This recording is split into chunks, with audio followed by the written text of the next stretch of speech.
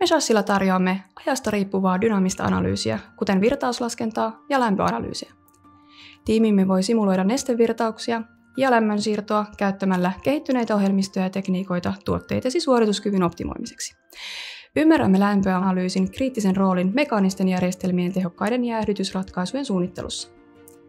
Analysoimalla muutoksia, jotka tapahtuvat, kun järjestelmää tai sen osaa lämmitetään tai jäähdytetään, lämpöanalyysipalvelumme tarjoaa yksityiskohtaista tietoa järjestelmiensi suorituskyvystä. Voimme auttaa vähentämään energiakustannuksia, pidentämään mekaanisten järjestelmien käyttöikää ja parantamaan tuottavuutta. Halusitpa sitten parantaa tuotteittesi aerodynamiikkaa, lämmönhallintaa tai yleistä tehokkuutta? Dynaaminen analyysipalvelumme voi auttaa sinua saavuttamaan tavoitteesi. Lisäksi voimme yhdistää dynaamisen ja lämpöanalyysin FEM-analyysiin tarkastellaksemme tuotteesi suorituskykyä kattavasti. Ota meihin yhteyttä, niin kerromme lisää siitä, miten dynaaminen analyysipalvelumme voi auttaa viemään tuotesuunnittelusi seuraavalle tasolle.